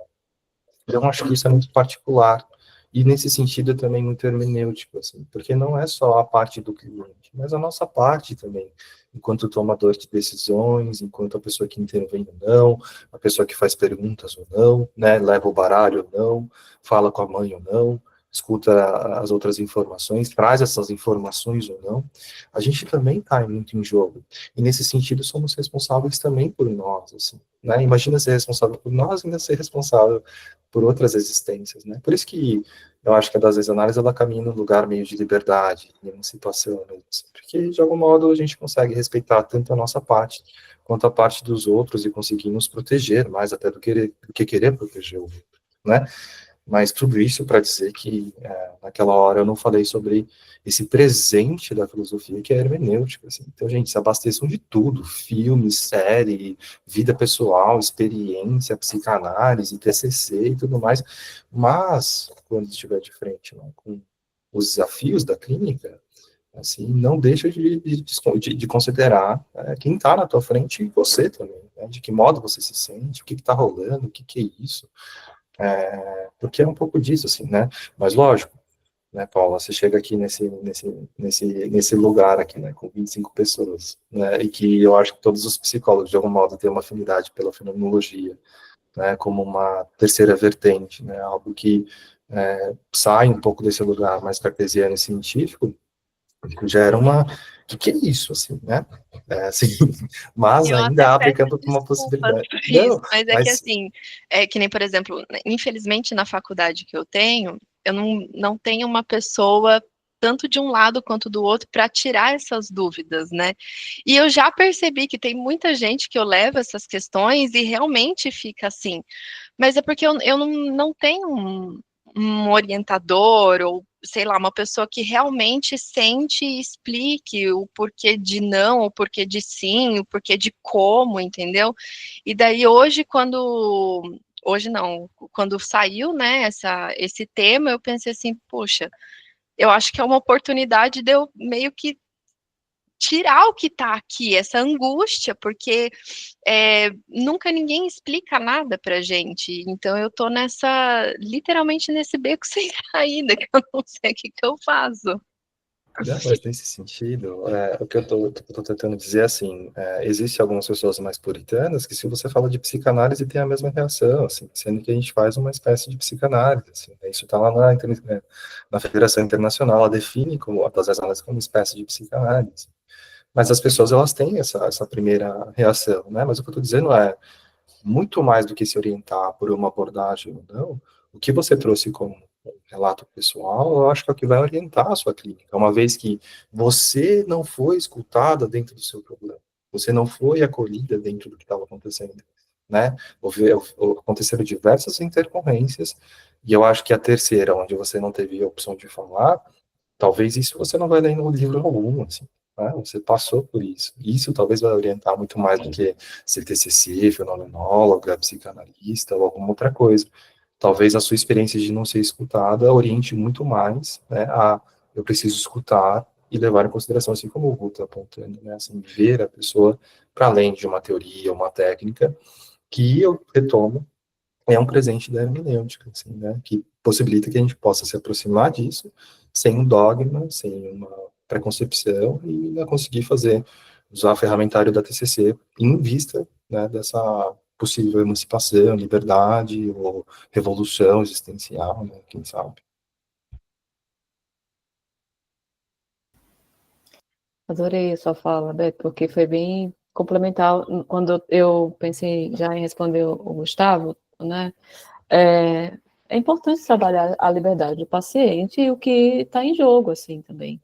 Mas se estivermos à frente desse paciente, ditando para ele o que é certo e o que é errado, vai ser mais alguém dizendo para ele, como a sociedade inteira, né, já impõe. Então, não é o que você vai trabalhar com ele, assim, seja usando a literatura, cartas, músicas, enfim, mas é o sentido, assim, de não ditar para esse paciente, eu ter que autorizá-lo a fazer o que para você é certo ou errado, né? Mas conversando e trabalhando junto com ele, à medida que forem ampliando, né, as questões principais que ele apresenta, o que dá para fazer com isso, né? Tem mais alguém que quer falar? Levantou a mão. O Pedro estava com a Pedro? mão levantada, Pedro? Desistiu, Pedro. Não desista, Pedro. Vocês esqueceram de mim. É tipo fila do banco, você desistiu veio outro dia. Obrigada Não, pela presença. imagina. Eu só queria compartilhar com vocês também um caso clínico, mas que vai de acordo com o que vocês têm falado aqui, né? É, eu trabalho com um paciente há alguns meses que ele estava com uma questão alimentar e corporal também, né? Ele não tinha, segundo ele, dizia que não tinha controle sobre a vontade de comer. Então, foi o começo. E o desconforto com o tamanho da barriga dele. Foi assim que ele chegou na clínica. Aí a gente foi trabalhando, foi expandindo assim os campos, né? Que ele foi abrindo. Só que ele mesmo, descobrindo coisas novas, ele quis voltar. Queria voltar. Aí eu falava assim, então tá. O que você quer agora é resolver o teu problema da barriga e o controle de comer, é isso? Não foi assim que eu falei com ele, tá, gente? Estou falando só para vocês. Aí, tudo bem, foi isso. Então, a gente começou a trabalhar em cima disso. E aí, ele pedala trilhas muito longas, faz 100 quilômetros, ele dorme, acampa. E aí, o que a gente fez? A gente trouxe juntos a experiência que ele tinha nas trilhas para a vida dele, para as outras áreas da vida dele. Ele nunca tinha feito esse link. E aí ele começou a fazer. E aí, evoluindo, ele começou a fazer o seguinte, né? Ele conseguiu diminuir a barriga, conseguiu controlar um pouco a alimentação, só que ele disse o seguinte: eu preciso ter um motivo, eu tenho que ter uma prova de ciclismo daqui 3 meses para eu me controlar. Aí acaba essa prova, eu perco o controle. Aí ele fala assim, quando tiver outra, eu consigo me controlar. Aí acaba o controle. Então, o que a gente fez? A gente avançou agora, falando mais das análises, a gente já falou, a gente chegou à conclusão assim, né? Sempre juntos, eu falo sempre juntos, sempre em equipe. Então, o que você acha de, em vez de ter um motivo específico, a gente buscar um sentido maior, que aí, tendo um motivo ou não, você consegue manter isso que você já faz quando tem um motivo. Então, a gente entrou nessa, uma questão mais existencial, entendeu? Agora ele começou a buscar o sentido, saúde, família e tudo mais, agora entrou um pouco mais na vida dele essas questões. Então, primeiro era focado, ele quer focar naquela demanda, vamos só naquela demanda. Não importa quantos fenômenos forem aparecendo, vamos naquela demanda, porque cada um é um singular, né? Aí ele conseguiu, ele evoluiu. Foi, quando tem um motivo, eu faço. Agora a gente vai para frente. Vamos descobrir um sentido a mais de ter uma prova ou não. E ele já está conseguindo evoluir assim. Então, só para dialogar com vocês, que tem tudo a ver com o que vocês estão falando, com abordagens ou não, mas a singularidade do paciente. Então, ele traz que o problema é esse, então vamos nesse. Vamos nesse, vamos por cima de teorias, assim, focar em teoria, querer impor, ele traz, a gente trabalha junto, né? Agora a gente vai para uma questão mais existencial, mas está indo super bem. Isso eu queria compartilhar com vocês. Maravilha, Pedro. Eu penso que é isso mesmo. Não somos nós que temos que dar sentido para a vida do paciente, né? Mas ele tem que se questionar à medida que for fazendo essas determinadas escolhas, o que faz sentido não, porque para ele pode não ser um problema, né? Para nós é um problema, mas para ele não, né? Mas e pensar a partir das escolhas que ele venha fazendo, né? O que isso pode ampliar de sentido para ele, um ideal nesse caso, né? No que for o seu paciente, pelo menos eu penso assim, te ouvindo, é que agora eu estou conseguindo emagrecer, sei lá, de um jeito que não preciso sofrer uma busca incessante especificamente para tratar isso, cuidar disso, assim. Mas vivendo a minha vida dando um horizonte de sentido, né? Trazendo um horizonte de sentido. Muito bom, obrigada pelo relato. Muito bom. A gente não tem mais ninguém na fila, tem alguns comentários aqui nas mensagens. A Flávia diz assim, estou impressionada sobre a facilidade que as pessoas estão tendo acesso e usando injeções para tratamento de diabetes, para perder peso, de forma rápida, sem grandes sofrimentos, em sua maioria sem acompanhamento clínico e psicológico, né? Patrícia diz, a fenomenologia e a utilização de técnicas a priori mostram-se, acredito eu, incompatíveis. A aproximação do paciente é muito única, fora que a questão de transtornos também são questionados pela fenômeno. São modos de ser, né? Mas a angústia é muito nossa em dar uma resposta como profissional, tanto o paciente quanto a família, né? Não sei se você quer fazer algum comentário sobre isso, Duda. Tá rolando, posso ler mais. Não, pensando aqui, no caso como um complemento mesmo, acho que envolve um mercado mesmo, assim, um, um, pensando agora sobre esse fenômeno de utilização de Ozempic, né? Além dessa busca, dessa performance, uma busca por um corpo ideal, ferramentas assim que invasivas, né, que vão possibilitando, entendendo-se que é de fácil acesso para as pessoas, né? Então, a partir de um ideal de corpo que eu tenho, eu vou dando para essas pessoas aqui possibilidades para ela conseguir conquistar, né?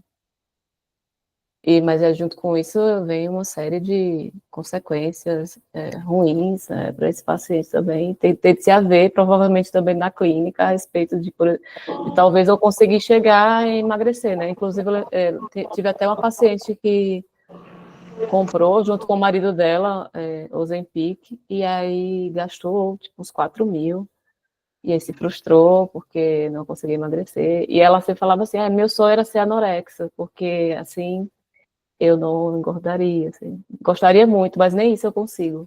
Tá? Nem isso eu consigo. Aí cai naquele lugar de culpa, né? Também. Então, acho que é isso. A Flávia levantou a mão, que é a mesma que fez esse comentário. Quer falar, Flávia? Então, foi só uma reflexão mesmo, que assim, quando eu falei sem sofrimento, é que você termina fazendo a utilização desse medicamento sem elaborar nada, né? Na maioria das vezes. E como é que você vai passar por um processo de mudança sem fazer algum tipo de elaboração? Não sei se isso é possível, tudo bem, pode até ser. Mas, assim, é preciso aí um sofrimento, né? A gente lembra da Alice. É preciso um sofrimento, uma elaboração de alguma forma, para que isso faça sentido, né? Como o Bruno falou, o rapaz está ali criando sei lá, um sentido, uma meta, alguma coisa, ou então investigar aí na sua existência alguma coisa relacionada a esses hábitos, né? E aí eu vejo as pessoas fazendo uso como se estivesse comprando uma roupa. Você compra uma roupa, aí eu fiquei pensando, uma pessoa próxima, não, eu vou fazer uso por 2 meses. Eu digo, e depois? Aí você perde 30 quilos, depois como é que vai ser isso? Então, assim, acho que é uma coisa que quem está na área vai ter que lidar agora com essa nova ferramenta que se criou, porque não é mais uma bariátrica, é um processo, não é mais uma reeducação alimentar. E assim, eu vejo as pessoas usando o remédio e tomando os mesmos alimentos. Você continua tomando remédio, você continua com sua vida, você não vai para academia. Eu achei isso de uma problemática, você não mudar nenhum hábito, nem psicológico, nem um hábito alimentar, nem um hábito de atividade física e só tomar o remédio, gente. Vai vir pessoas aí que eu não sei o que vai acontecer com essas pessoas, né? Vocês que estão na prática, eu estou só terminando de estudar, mas eu acho que eu vou pegando carona aí no que vocês vão fazendo com isso. Eu quero só aprender. Que bom, Flávia, que você já se dá conta do que você não quer fazer. Veja, eu lembro que essa minha paciente, ela veio quase que me avisando, assim, que ia comprar. É como se ela estivesse me pedindo autorização.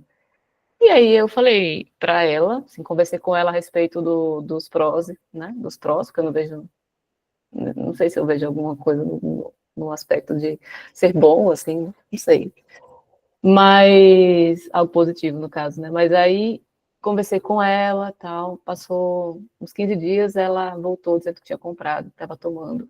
E aí eu falei para ela, você está esperando que eu te reprove? Falei, você tinha essa liberdade de comprar, e que você pode usar. Só que aí você agora também encare as possibilidades negativas de consequência, né, de usar esse tipo de medicação, né?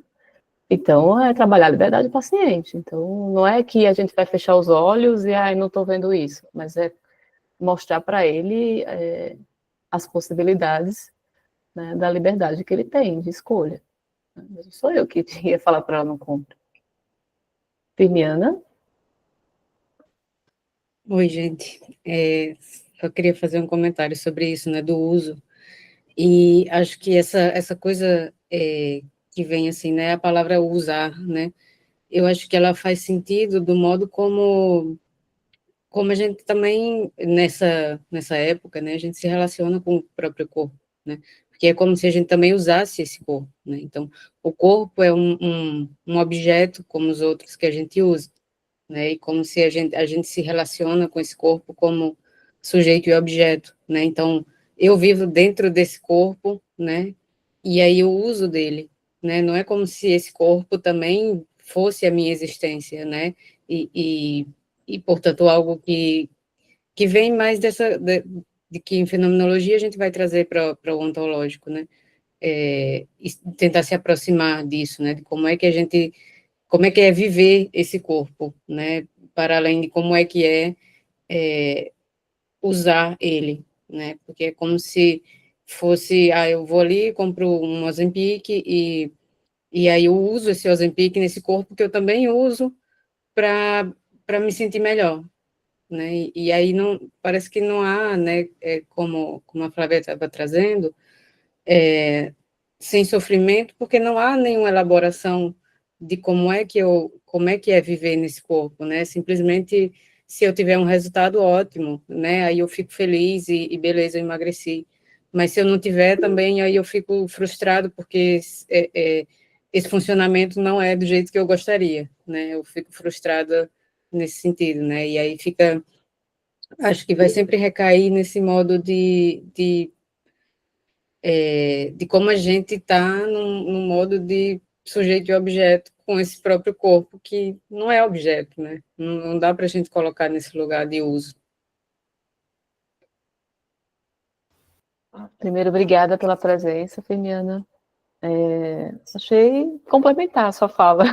Nem sei se eu tenho o que dizer, assim, porque é um pouco disso mesmo. É quase um não se dar conta de que esse corpo que eu estou tratando, né, assim, existindo como se eu tivesse utilizando uma caneta, um objeto qualquer, né, eu deixo de olhar para esse lugar que eu acho que é muito, não faltando uma palavra agora, mas poderia ser visto de um jeito mais singular, sabe, assim, já que não tem como eu desapartar desse corpo, então que eu olhasse com mais generosidade, assim, à medida que eu fosse fazendo essas escolhas, e não tratando como se fosse uma peça de roupa mesmo, que eu pudesse trocar, né? Não tem como a gente trocar um corpo. Então, talvez uma certa descartabilidade, assim, à medida que vai se oferecendo, vão surgindo as técnicas ou remédios, ou vendendo um milagre. Assim. Gustavo?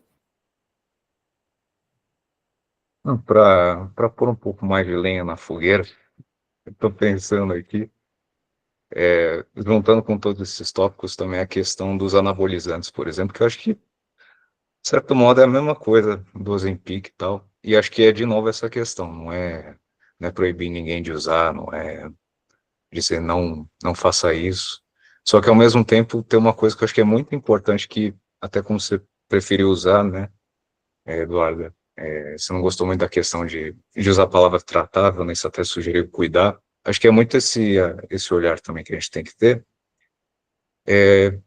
de não proibir ninguém de fazer nada, mas de ajudar a pessoa a tomar consciência das consequências, que é uma dificuldade, às vezes por desinformação mesmo. Então,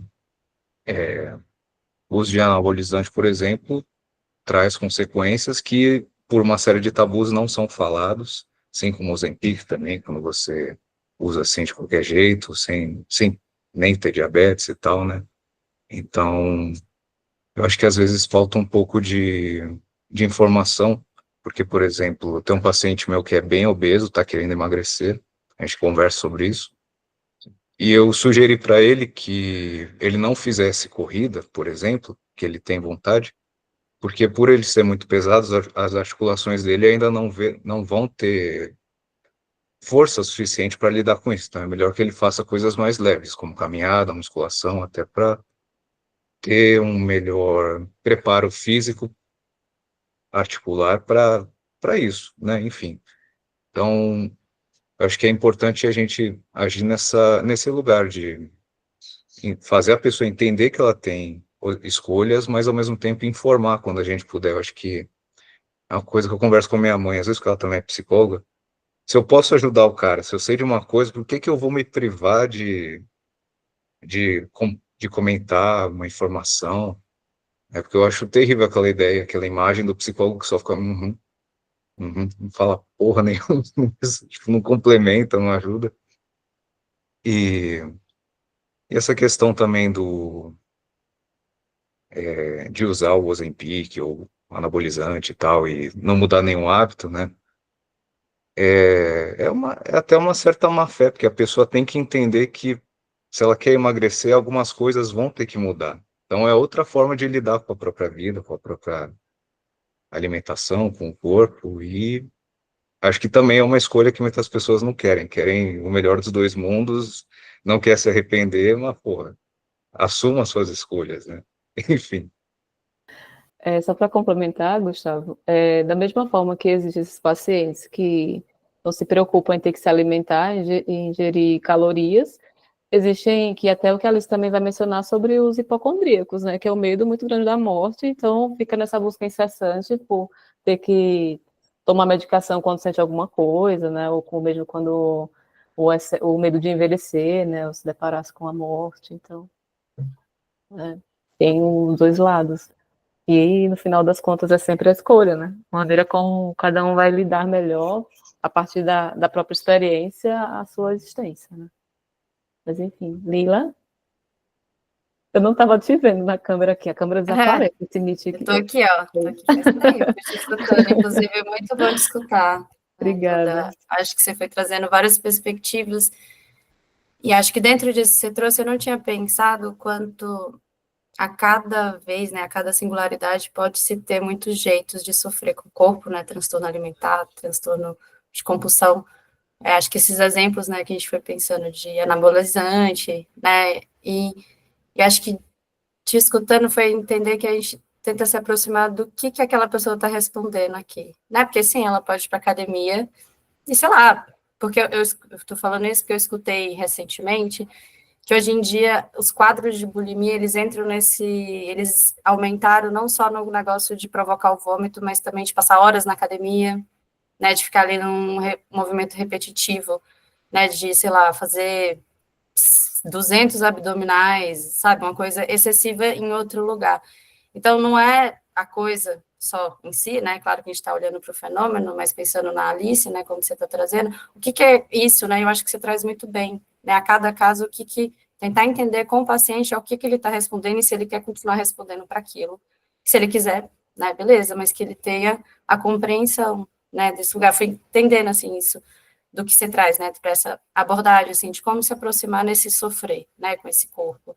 Que é isso, eu acho que o Pedro traz um bom exemplo, que eu acho que esse lugar da corrida talvez entre em um outro lugar, né, talvez ele comece a responder com o corpo de um outro jeito, né, não fica só respondendo, não sei, né, a questão, se é esse lugar de não ser visto, se é esse lugar de se encaixar, né, se é do mundo, se é só do ontológico, né, eu acho que tem sempre os dois ali juntos, mas acho que foi me ajudando a elaborar aqui, né, que está dentro desse lugar e que pode ter muitos jeitos de se transtornar alimentarmente, né, ou compulsão, ou de que pode cair nesse lugar. Eu acho muito legal essa coisa de pensar, né, até nos anabolizantes, porque eu, enfim, tive uma época aí que eu escutei muito disso, não sei se vocês ficaram sabendo, enfim, né, é uma curiosidade pop besta, do Pedro Góes, né, que ele caía em cima da pessoal que era natural fake, né? Porque tinha essa problemática de pessoas que tentavam chegar a um ponto que só se chega com anabolizante, e quanto isso era prejudicial. E quanto tem pessoas que sabem o perigo do anabolizante, sabem que vão morrer com 30 anos, inclusive sabem das consequências, mas escolhem que é aquilo que eles querem viver na vida. E é difícil a gente, tá, então vamos compreender junto, tá, você está ciente, é isso que você está respondendo, o que você quer fazer, né? Então, te escutando, eu fui elaborando nesse lugar, assim, muito bom poder escutar aqui e escutar todas as contribuições também, gente, muito bom. Obrigada, Lila. Muito bom ouvir você e perceber. E fico feliz de saber que eu pude ser compreendida também a partir do que eu tentei dizer aqui. Adorei a dinâmica nossa também, de todo mundo acabar contribuindo, assim. Acho que, então, no final das contas, a minha ideia deu certo. Então, obrigada. Tem mais alguém que quer falar, complementar? Acho que a gente está chegando ao final, né, Beto? Não querendo jogar água na fogueira, né? Contrariando o Gustavo, que quer jogar fogo na fogueira. Lenha na fogueira, na verdade. Mas é isso, né? Eu acho que se tem uma coisa que a gente pode sair daqui, é uma clínica não voltada só para o sintoma, né? Mas uma clínica voltada para a ontologia, né? Que emerge desse sintoma. Porque ele pode se deslocar simplesmente baseando-se nessa vista normativa, cultural, que diz, por exemplo, que ir para academia é mais saudável do que vomitar, né? Assim, mas a pessoa fica ali, só desloca esses lugares, né? Assim, e é muito interessante, né? Isso, porque isso permite que a gente consiga observar os conteúdos existenciais, ontológicos que emergem desse tipo de comportamento, né? Sem querer, de algum modo, controlá-los, eliminá-los ou sará-los, assim. Acho que hoje foi um dia muito especial, né? Receber tudo, né? Que para além das formalidades é minha companheira de vida também, esposa. Obrigada, Beto. Que eu ouvi falar foi muito fantástico. Obrigado por ter topado vir para cá. Até porque e topado também coordenar o grupo com a gente, né? Assim, a sua presença é fundamental. Assim como a sua palavra e o que você conseguiu trazer de reflexão, que eu acho que pode impactar a clínica de algumas pessoas, como a Paula também está acontecendo, outras pessoas, assim, que é o objetivo final do núcleo e dessas dinâmicas que a gente tenta fazer para vocês. Eu acho que também caminha, de algum modo, com o que a gente está tratando hoje, e semana que vem, né, a gente vai falar no dia 14 com o On The Record, que vai ser o Seminário Internacional em Inglês, e o tema dele é justamente o tratamento do uso de substâncias. Né? Assim, eu conversei com ele, e aí ele falou, você muito bem que prazer, ele é um enfermeiro em Las Vegas. Eu falei, cara, eu acho que muito afeta todas as análises, assim, né? E eu falei, cara, eu acho que aqui no Brasil a gente tem uma política, né, assim, voltada para o tratamento de drogadictos e tudo mais, né, que eu acho que deve ser muito diferente da americana, né, assim, não sei se é mais pragmático, não é, mas de que modo que a gente pode pensar o tratamento do uso de substâncias, baseando-se um pouco na cultura deles, trazendo um pouco para nós, e tentar um intermédio, justamente como a gente tentou fazer hoje, afinal de contas, existe um momento de apresentação e um momento de troca também. Para quem não souber falar inglês, a gente sempre convida que apareça da mesma maneira, tem como você ir acompanhando o Closed Captions aqui do Google Meet, ou também vocês esperam e aguardem a gravação, que ela também vai vir legendada pelo próprio YouTube, ok? Acho que por hoje é isso, muito obrigado pela presença de vocês, né, assim, foi muito bom ter vocês hoje aqui, e a gente vai sempre mantendo contato, ok? Um beijo. Gente, obrigada. Obrigada a todos pela presença. Obrigada. Tchau, tchau. Tchau, tchau.